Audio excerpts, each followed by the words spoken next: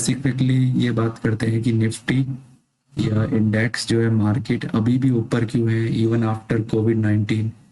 सब यही सोच रहे थे कि मार्केट फॉल हो सकता है 13,000 तक आ सकता है, बट फिर भी अभी ये 15,000 के आसपास ही चल रहा है। इसका रीज़न क्या है, मार्केट अभी तक ऊपर क्यों है, फॉल क्यों नहीं हुआ, और इसके अंदर कौन कौन से फैक्टर्स होते हैं जो बिकवाली करते हैं, जो खरीदारी करते हैं, उसके बारे में थोड़ी सी बात करते हैं। उसके बाद में हम कहाँ से ट्रेड लेना है इसके बारे में बात करेंगे।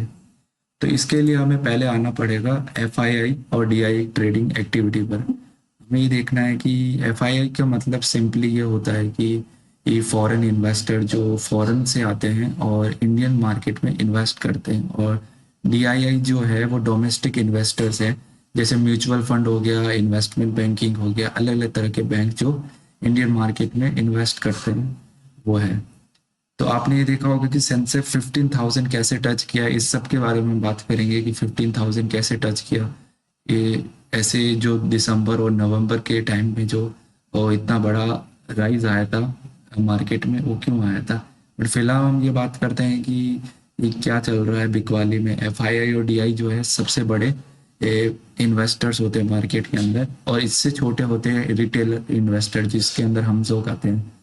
रिटेल इन्वेस्टर बहुत छोटा पार्ट है इंडिया के अंदर। इंडिया के अंदर सिर्फ 3% लोग जो है इंडियन मार्केट में इन्वेस्ट करते हैं, जबकि यूएस में 18% पीपल स्टॉक मार्केट में इन्वेस्ट करते हैं। तो परसेंटेज में बहुत अंतर है, बिकॉज ज़्यादा पार्टिसिपेशन नहीं है। तो एफआई और डीआई का फैक्टर देखते हैं, क्योंकि ये बहुत बड़े इन्वेस्टर है और इनका इन्फ्लुएंस बहुत रहता है मार्केट के अंदर। तो अभी हम ये लास्ट डेट के बारे में बात करते हैं, 14 मई की, कि क्या हुआ था वहाँ पे। एफआईआई जो फॉरेन इन्वेस्टर्स हैं जो मार्केट में आए थे, उन्होंने बिकवाली की है 2607 करोड़ की, और डीआईआई ने जो है 613 करोड़ की खरीदारी की है। तो ये ग्रीन पोर्शन में जो है वो होता है खरीदारी, और जो रेड पोर्शन में आपको सबको पता होगा कि वो बिकवाली का है, क्योंकि उसने परचेस इतनी की है और सेल इतनी की है। परचेस उसने की है 5,856 और सेल इतनी की है 8,464। तो ये तो हम देख ही सकते हैं कि उसने बिकवाली ज़्यादा की है, मतलब सेल ज़्यादा की है, उसे बेचा ज़्यादा है। और डीआई, इसमें ऐसा ही डेटा का अंतर रहता है कि जब एफआईआई सेल करता है तो डीआई खरीदता है, और जब डीआईआई बेचता है तो एफआईआई खरीदता है। तो आपको अगर समझना है कि मार्केट 15,000 कैसे टच किया, तो आपको इसके लिए पीछे आना पड़ेगा। मंथली वाइज हम कैश सेगमेंट में ये देखते हैं कि कितनी खरीदारी हुई एफआईआई की तरफ से और इस साइड में डीआई की तरफ से। अब जब हम नीचे जाएंगे तो हम ये देखेंगे कि अक्टूबर के मंथ से, यहाँ देखिए अक्टूबर के मंथ से हमें एफआईआई के अंदर बहुत अच्छी खरीदारी दिख रही है, 14,537, और नवंबर में 65,317 करोड़। इस तरह से ये चीज मार्च तक चलती रही, जब तक एफआई ने बहुत टोटल जो ग्रॉस बाइंग की है पूरे मंथ में, वो ये है, यहाँ पर डेटा है। बट अप्रैल के मंथ में जैसे शुरू हुआ, एफआई ने सेलिंग करनी स्टार्ट कर दी। इवन आफ्टर सेलिंग मार्केट अभी भी ऊपर है 14,000 और 15,000 के रेंज में है। ऐसा क्यों है। और डीआई ने इस टाइम पे, जब एफआई बाइंग कर रहा था, तो डीआई जो है सेलिंग कर रहा था। देखिए अक्टूबर पिछले साल में -17,318, इस तरह से आप डीआई का डेटा जो है वो सारा माइनस में देखेंगे। तो आपने देख लिया एफआईआई का डेटा ग्रीन था, ग्रीन में था मतलब पॉजिटिव था, बाइंग ज़्यादा थी एफआई के अंदर अक्टूबर से मार्च तक, और डीआई के अंदर अक्टूबर से मार्च तक बिकवाली थी, मतलब एक खरीदता है तो दूसरा बेचता है, इस तरह से प्रोसेस चल रहा है। बट आप अप्रैल के महीने मतलब लास्ट मंथ में ये देख सकते हैं कि एफआई ने बाइंग बाइंग की जगह सेलिंग करनी स्टार्ट कर दी, मतलब बिकवाली करनी स्टार्ट कर दी, इसलिए ये रेड जोन में है। और डीआई ने उस टाइम पे खरीदारी करनी स्टार्ट कर दी, तो ये ग्रीन जोन में है। तो एक सेलिंग करता है तो दूसरा बाय करता है, इस प्रोसेस में रहता है। और ये एफआईआई ने बाइंग की जगह सेलिंग करनी क्यों स्टार्ट करी, इसके बारे में अगर हमें जानना है तो हमें ये देखना पड़ेगा कि क्या फैक्टर है जो इस चीज़ को इफेक्ट कर रहा है। एफआईआई की को मतलब फॉरेन इन्वेस्टर्स को स्टॉक मार्केट या इक्विटी में जो ट्रेड करना या इन्वेस्टमेंट करना वो ज़्यादा रिस्की लग रहा है, क्योंकि आप देख सकते हैं कि यूएस बॉन्ड यील्ड्स जो है, यूएस की जो 10 ईयर्स की बॉन्ड यील्ड्स है, मतलब वो 1.6% है अभी फिलहाल के लिए। इसके लिए हमें ये देखना पड़ेगा, एक तरफ होता है इक्विटी मार्केट, एक तरफ होता है बॉन्ड मार्केट। बॉन्ड जो होते हैं एफडीज की तरह ही होते हैं, मान के चलिए एफडीज की तरह होते हैं।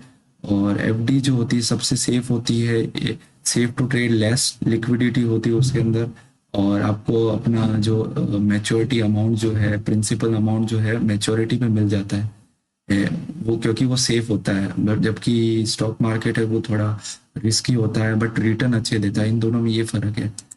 तो आप ये देखेंगे कि जैसे ही बॉन्ड यील्ड्स इंक्रीज हुई, एफआईआई ने सेलिंग करनी स्टार्ट कर दी, मतलब एफआईआई ने स्टॉक मार्केट से अपने आप को दूर कर लिया है थोड़ा। उसका रीज़न है यूएस बॉन्ड यील्ड्स जो कि 10 ईयर्स की होती है। जैसे यूएस के जो बॉन्ड यील्ड्स है वो 10 ईयर्स की प्रोसेस रहता है, उसका टाइमिंग रहता है। तो यूएस बेसिकली इसमें होता है कि यूएस जो है बॉन्ड इशू करती है इन्वेस्टर्स के लिए। तो जो भी इन्वेस्टर अपना सरप्लस अमाउंट जो है इन्वेस्ट करना चाहता है यूएस गवर्नमेंट के अंदर, वो बॉन्ड यील्ड्स में इन्वेस्ट कर सकता है। और उसका इंटरेस्ट रेट जो है 10 साल तक, आपको जब तक मैच्योरिटी नहीं आती उस इन्वेस्टमेंट की, तब तक आपको 10 साल तक 1.6% इंटरेस्ट रेट फिलहाल जो है वो मिलता रहेगा पर टाइम टू टाइम। और ये आप ये देख सकते हैं कि कैसे इंक्रीज हुआ, और इसका फैक्टर आपको मैं ग्राफ से बता सकता हूँ कि यूएस बॉन्ड इंक्रीज कब से हुआ। बॉन्ड यील्ड का बेसिकली मतलब ये है कि इंटरेस्ट रेट, मतलब इतना इंटरेस्ट रेट यूएस वाले जो है इन्वेस्टर्स को देते रहेंगे 10 साल तक के लिए। तो कोई चीज़ हमें बेसिकली 10 साल तक एक जैसी मिल रही है और सेफ है और कंसिस्टेंटली मिल रही है, जबकि स्टॉक मार्केट थोड़ा रिस्की होता है, वहाँ कंसिस्टेंट प्रॉफिट नहीं होता या कंसिस्टेंट रिटर्न्स नहीं मिलते। तो इन्वेस्टर्स जो है वो सेफ साइड में कोशिश करते हैं जाने की। तो आपको पता चल गया होगा कि क्यों एफआईआईज ने सेलिंग करनी स्टार्ट कर दी यूएस बॉन्ड इंक्रीज होने से। और फॉरेन में जो फॉरेन एक्सचेंज के जो नैस्डैक और इनमें, और एक और फैक्टर है कि यूएस के अंदर करेंसी ज़्यादा प्रिंट होने से इन्फ्लेशन भी आ गया। तो इसका फ़र्क भी आजकल आप लोगों को दिखता होगा, मार्केट में नेगेटिव होते हैं फॉरेन मार्केट, ज़्यादातर नेस्डैक और ये नेगेटिव क्यों रहते हैं, क्योंकि इन्फ्लेशन रेट बढ़ रही है। उसके साथ मेनली हम इसी पे बात करते हैं जो हम अभी कर रहे हैं कि क्यों बिकवाली ज़्यादा हुई फॉरेन इन्वेस्टर्स की, फॉरेन इंस्टीट्यूशन इन्वेस्टर्स की। इसका रीज़न यूएस बॉन्ड यील्ड्स का इंक्रीज होना है जो 10 ईयर्स की होती है। और उसी टाइम पे जब बिकवाली स्टार्ट हुई एफआईआई के अंदर, तो डीआई के अंदर जो है खरीदारी स्टार्ट हो गई, और एक सेलिंग करता है तो एक बाइंग करता है, यही प्रोसेस चलता है मार्केट में, आज तक यही चलता है। तो आपको पता चल गया होगा कि एफआई और डीआई में अंतर क्या है, एक मेन चीज़ है। तो इन सब एफआई की, तो इन सब में एफआई की सेलिंग के बाद में मार्केट अभी भी ऊपर है 14,000 15,000 के बीच में।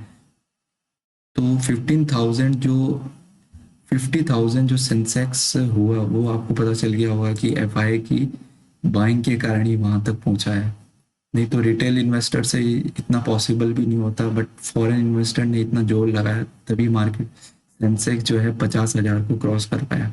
और अभी आप ये देखिए कि अभी भी एफआई सेलिंग कर रहा है फिर भी मार्केट नहीं गिर रहा है। ऐसा क्यों? बिकॉज रिटेल इन्वेस्टर्स की जो परसेंटेज है वो कुछ महीनों में, कुछ सालों में बहुत बढ़ गई है। तो रिटेल इन्वेस्टर्स भी अभी बहुत ज़्यादा पॉजिटिव है कि मार्केट अच्छा चलेगा, इंडियन मार्केट के प्रति बहुत पॉजिटिव है। तो ये बबल भी हो सकता है कि बबल कभी ना कभी फूटे और मार्केट क्रैश भी कर जाए, बट मुझे नहीं लगता अभी मार्केट क्रैश करेगा। Retail investors are very positive और DI also are buying that. ठीक है ट्रेडर्स, आपको ये वीडियो अच्छा लगा तो शेयर कीजिए, पहली बार चैनल पर आए तो सब्सक्राइब कीजिए, अच्छा लगा तो शेयर कीजिए।